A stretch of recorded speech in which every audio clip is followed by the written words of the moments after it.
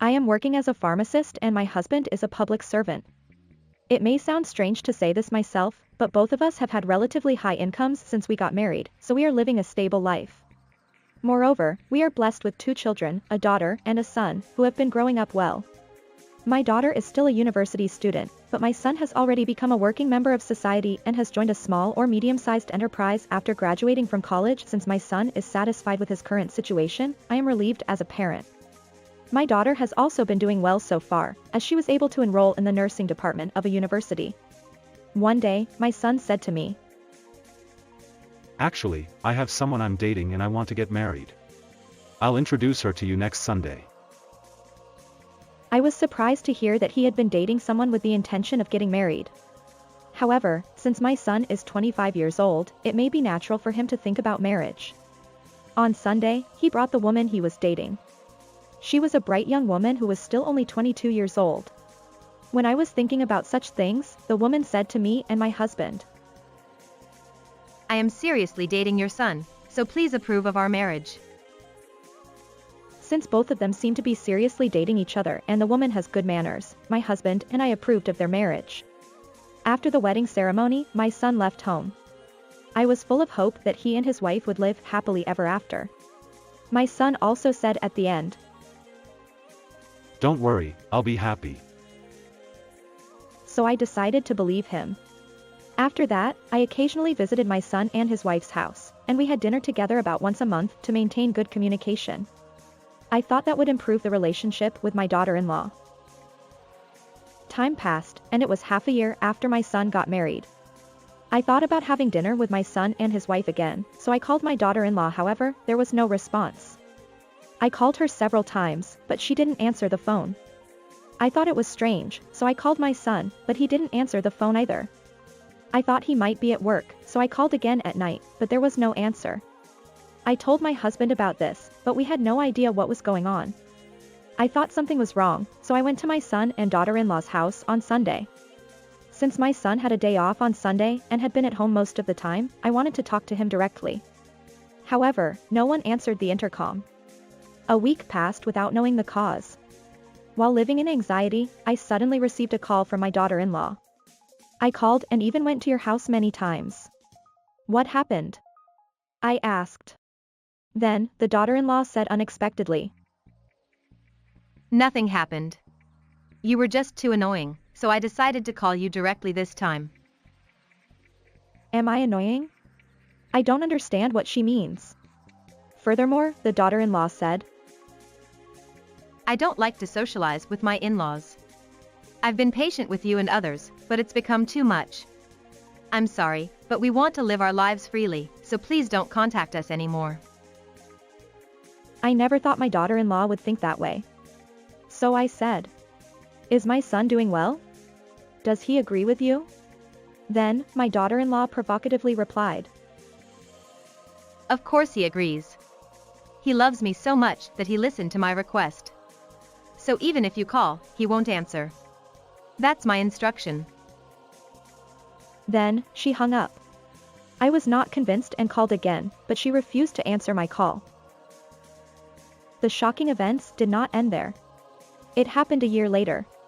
During that year, I didn't even contact my son and daughter-in-law, and I didn't know if they were alive or not. One day, I received a letter and a photo from my daughter-in-law. The photo showed her holding a baby. In the letter, she wrote, "I gave birth to a baby. He's so cute. I'm letting you know, but we don't plan to meet. We've also moved. Take care." It's great that I have a grandchild, but it's too cruel that I can't see him. Moreover, I don't know where they live because they moved. I might be able to find out if I go to my son's workplace, but I can't do that anymore. I might be blamed by my daughter-in-law later, and the relationship might get worse. I have been looking forward to my grandchild since my son's marriage. It was such a painful report that when I told my husband and daughter about it, my husband said, "That's too much." And he seemed to be mixed with sadness and anger. My daughter said, "It's such a terrible story. What is my brother thinking? I don't want to talk to him anymore." My daughter was more angry than my husband. A few days later, I happened to see my son while shopping. He was wearing casual clothes, so he must have had the day off. I ran up to him and said in a slightly angry tone, "Why haven't you contacted us? Is it because of your wife's instructions? Your father and sister are also very angry with you." My son replied, It can't be helped. My wife wants it that way. Besides, I love my wife and want to be happy. Even my son said something cold. Furthermore, my son said lightly, I showed you a picture of the baby, didn't I? It's good that you got to see your grandchild. I felt like I was meeting a different person from my son before he got married, and I was very sad. I met my son, who was like a different person, and became even more sad. I lost my appetite for a few days, but I managed to keep working. Several years passed without any contact with my son and daughter-in-law. My daughter graduated from school and found a job, working hard as a member of society. However, my husband fell ill. He was diagnosed with a terminal illness and given only 6 months to live. Everything seemed dark.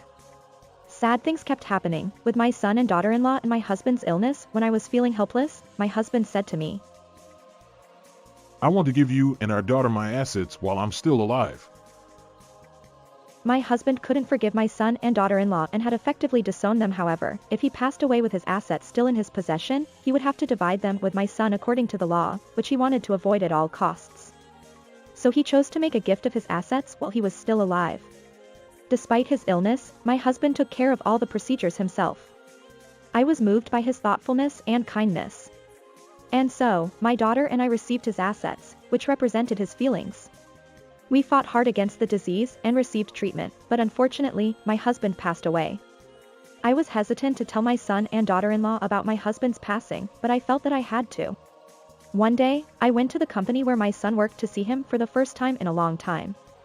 When I saw him, I said, I came to tell you that your father passed away. He was sick. I thought I should tell you. My son replied coldly. What did you come here for? I told him. That's all. I just wanted to let you know. And left immediately. However, an unexpected development occurred from here. A few days later, my daughter-in-law came to my house. It was sudden, and my daughter said to her in an angry tone, What are you doing here? Then, my daughter-in-law said, I heard that your father passed away. I came to talk about the inheritance. My husband is the eldest son of this family, so he has the right to receive the inheritance, doesn't he? She had done whatever she wanted until now and hadn't even shown me my grandchild. Yet, she was trying to take my husband's property. She was really a selfish person. I told her. Of course, you too, but my son won't receive any of it.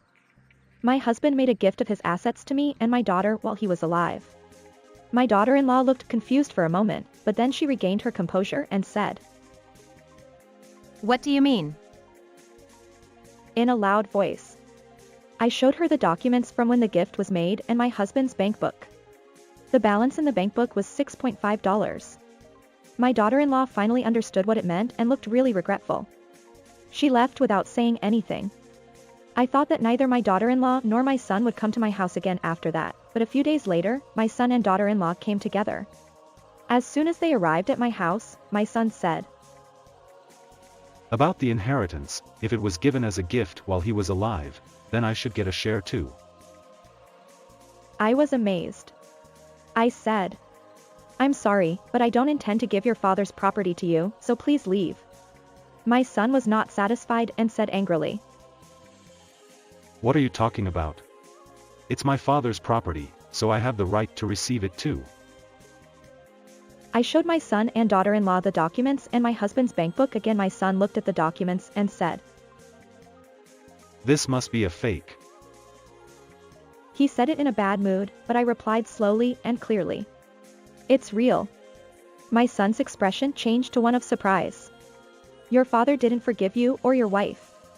That's why he arranged it so that only your sister and I would receive the inheritance while he was alive. I want to protect your father's feelings. So give up. I said calmly. My son and daughter-in-law looked regretful again, and my daughter, who was next to me, said, I'm sorry for you, sister-in-law. You're done here, right? Please leave. And my brother, don't come to this house again. We're disowning you. They spat out these words and left immediately. I've already disowned my son and daughter-in-law, and I won't see them again. Oh, by the way, my son called me later to apologize. He said, I'm sorry for everything. I apologize.